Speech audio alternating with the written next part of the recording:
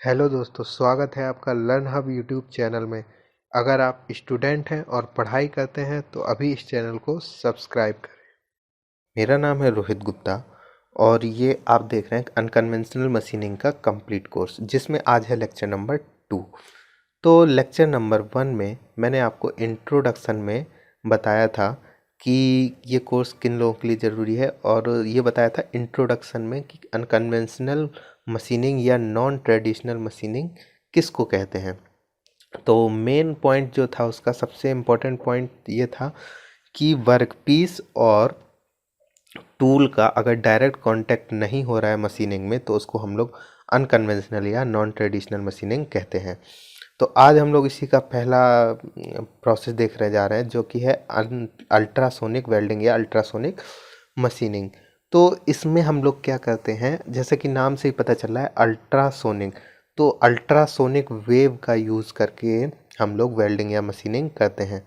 तो सबसे पहले अगर आपको नहीं पता है कि अल्ट्रासोनिक वेव क्या होती हैं तो मैं थोड़ा सा इंट्रोडक्शन दे दूं कि साउंड वेव आप जानते ही होंगे कि आप एक पर्टिकुलर फ्रिक्वेंसी की साउंड वेव को ही सुन सकते हैं, जो कि होती है 20 हर्ट्ज टू 20 किलो हर्ट्ज तक के बीच की फ्रिक्वेंसी को आप आराम से सुन सकते हैं। उसके नीचे अगर कोई फ्रिक्वेंसी होगी तो उसको आप नहीं सुन सकते।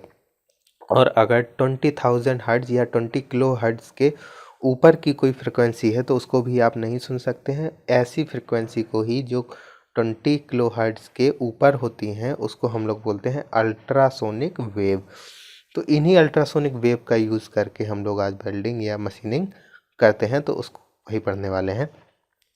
तो ये आपका स्कीमेटिक है मशीनिंग का, अल्ट्रासोनिक मशीनिंग का। तो यहाँ पर वेल्डिंग नहीं है, सॉरी, मशीनिंग ही है। यहाँ पे हम लोग मशीनिंग करेंगे। तो ये देखिए, यहाँ पे एक टैंक होता है जिसमें हम लोगों का एब्रेसिव स्लरी भरी होती है। एब्रेसिव स्लरी का मतलब है एक सस्पेंसन होता है जिसमें एब्रेसिव मटेरियल सस्पेंड करते हैं, ठीक है।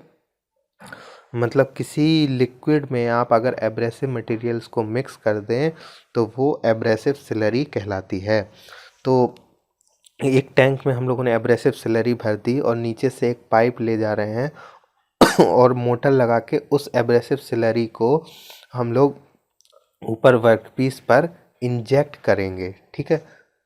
और ऊपर ये वाला पूरा कनेक्शन है, ये अल्ट्रासोनिक वेव का है। अल्ट्रासोनिक वेव यहाँ पे जनरेट हो रही हैं।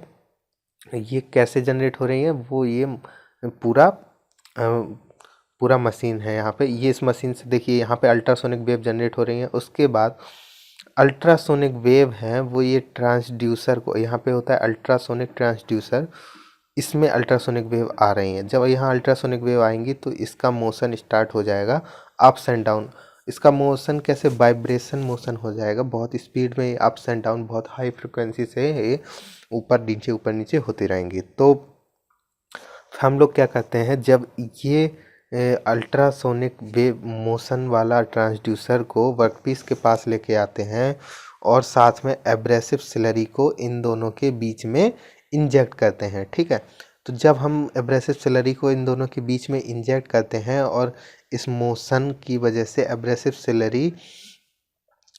स्लरी का भी मोशन हो रहा है, क्योंकि हम लोग मोटर से इसको इंजेक्ट कर रहे हैं, और ट्रांसड्यूसर का भी मोशन हो रहा है। तो इन दोनों के मोशन से वर्कपीस का मशीनिंग शुरू हो जाती है। मतलब मशीन वर्कपीस से कुछ मटेरियल निकल के बाहर निकलने लगता है। तो और फिर यही मटेरियल एब्रेसिव स्लरी से मिक्स हो जाता है और ये नीचे बैठ जाता है और नीचे, ठीक है।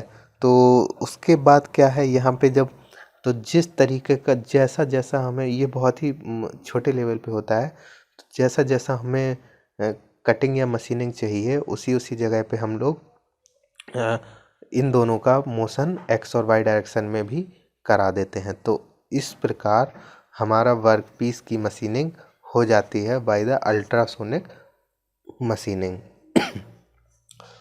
तो यहाँ पे देखिए, अल्ट्रासोनिक मशीनिंग प्रोसेस का मतलब है वाइब्रेशनल वेव। जो अल्ट्रासोनिक वेव्स हैं वाइब्रेशनल वेव्स में कन्वर्ट होके इस प्रोसेस में यूज की जाती हैं।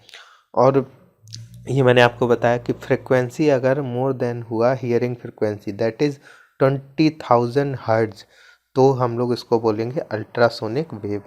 और tools are hammer on workpiece, मतलब इसमें जो टूल्स का काम करते हैं वो क्या कर रहा है, एक तो ये जो वाइब्रेशनल वेव जिसमें आ रही है ट्रांसड्यूसर, ट्रांसड्यूसर ने ये टूल का काम कर रहा है जो मोशन कर रहा है, इसको बोलते हैं वाइब्रेटिंग टूल। तो ये वाइब्रेटिंग टूल इसमें टूल का काम कर रहा है और इसका कांटेक्ट डायरेक्ट मटेरियल से नहीं हो रहा है, बीच में हमारी जो क्या एब्रेसिव सिलरी कांटेक्ट करा रही है और वही मटेरियल को रिमूव करा रही है। तो और ये टूल वाइब्रेटर जो होता है वो हाई फ्रिक्वेंसी होता है, normal to the work surface की नॉर्मल मूव करता है। और मटेरियल रिमूवल किस वजह से होता है इसमें, due to impact of vibrating tool and abrasive slurry. मैंने आपको बताया था कि जो वाइब्रेटिंग टूल होता है वो वो भी मूव कर रहा है ऊपर नीचे और सिलरी भी मोशन में है, तो इन दोनों की वजह से जो हमारा मटेरियल है वो रिमूव हो जाता है। ठीक है, और इसमें क्या है, in the form of extremely small chips, बहुत छोटे छोटे पार्टिकल्स के रूप में रिमूव होता है जिसको हम लोग एक्सट्रीमली स्मॉल चिप्स कह सकते हैं। Tool is advanced through a mechanism nose at feed mechanism और सर्वो मैकेनिज्म। और ये जो टूल है वो किस किस मैकेनिज्म से चलता है, सर्वो मैकेनिज्म या फीड मैकेनिज्म, क्योंकि अकॉर्डिंग टू दीज मैकेनिज्म ही हम लोगों को जिस टाइप की मशीनिंग करनी होती है हम उस शेप एंड साइज में मशीनिंग कर सकते हैं। इसमें जो ट्रांसड्यूसर होता है उसका क्या यूज़ होता है, ट्रांसड्यूसर जो होता है वो कन्वर्ट करता है इलेक्ट्रिकल एनर्जी को मैकेनिकल वाइब्रेशनल वर्क में।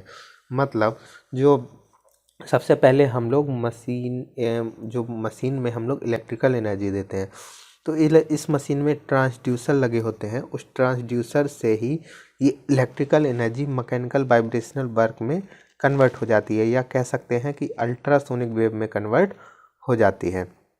और इसकी फ्रिक्वेंसी रेंज कितनी है, मैंने बताया 20 हर्ट्ज से ज़्यादा ही होना चाहिए, तो 20 टू 30 किलो हर्ट्ज इसकी फ्रिक्वेंसी रेंज होती है। और एम्पलीट्यूड 25 टू 100 माइक्रोमीटर, मतलब 25 माइक्रोमीटर से 100 माइक्रोमीटर ये ऊपर नीचे अप्स एंड डाउन में मोशन करता रहता है। और एब्रेसिव सिलरी कभी कभी पूछ ली जाती है, कौन कौन सी एब्रेसिव सिलरी इसमें यूज होती हैं, तो B4C, सिलिकॉन कार्बाइड, एलुमिना और डायमंड डस्ट, ये सब सिलरी यूज की जाती हैं। डायमंड डस्ट जैसे बहुत ज़्यादा हाई हार्डनेस का मटेरियल होगा तो उसके लिए हम लोग यूज़ करेंगे सिलिकॉन कार्बाइड भी, बोरॉन कार्बाइड भी, ये सब भी तो हार्डेस्ट मटेरियल होते हैं ये, तो ये सब सिलरी एब्रेसिव के रूप में यूज किए जाते हैं।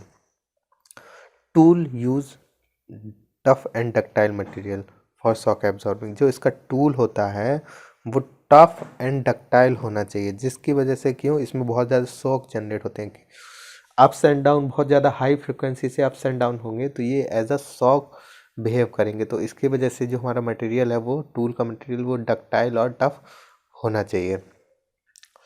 तो इसके कुछ एडवांटेज हैं वो देख लेते हैं। देखो, अनकन्वेंशनल मशीनिंग का सबसे बड़ा एडवांटेज है कि प्रिसीजन, एक्यूरेसी और सरफेस फिनिशिंग, ये तो होते ही हैं। ठीक है, तो देखो गुड सरफेस फिनिशिंग इसमें आ गया, वेरी लेस, हाँ अगर माइन्यूट लेवल पे काम हो रहा है तो हीट जनरेशन कम होगा, हीट अफेक्टेड जोन छोटा बनेगा, और ये इसमें कहीं कंडक्शन की कोई रोल नहीं है, तो इंसुलेटर, अगर कोई इंसुलेटिंग मटेरियल की मशीनिंग करनी है तो भी हम लोग इससे कर सकते हैं। तो ये सबसे ज़्यादा इम्पोर्टेंट पॉइंट है कि क्या हम पूछा जाता है क्या इंसुलेटर मटेरियल की मशीनिंग हम किस अनकन्वेंशनल मशीनिंग प्रोसेस से कर सकते हैं, तो उसमें ये एक प्रोसेस है अल्ट्रासोनिक मशीनिंग। अल्ट्रासोनिक मशीनिंग से हम लोग इंसुलेटर की मशीनिंग कर सकते हैं, इजी ऑपरेट होता है, नॉइसलेस होता है, ये एक और इम्पॉर्टेंट एडवांटेज है। इसका एप्लीकेशन हम लोग कहाँ करते हैं, इसका एप्लीकेशन करते हैं बहुत ज़्यादा hard carbide stone, hard glasses, मतलब हार्ड मटेरियल के लिए, हार्ड ग्लासेस हो या हार्ड कार्बाइड हो, उनकी मशीनिंग के लिए हम लोग इसका यूज़ करते हैं। और ये बेसिकली यूज होता है डेंटल एप्लीकेशन में भी, और साथ में डाइज और ड्रिल होल करने के लिए भी इसका यूज़ कभी कभी किया जाता है। बेसिकली इसका मेन यूज़ है डेंटल एप्लीकेशन में और हार्ड ग्लासेस को मशीनिंग करने में। तो आई होप आप लोग समझ गए होंगे अल्ट्रासोनिक मशीनिंग कैसे होती है, कहाँ यूज होती है, क्यों यूज होती है। तो ऑल अबाउट अल्ट्रासोनिक मशीनिंग मैंने आपको इस लेक्चर में बता दिया है। इसके बाद अगर आपको कोई भी डाउट होता है तो आप मुझे कमेंट कर सकते हैं,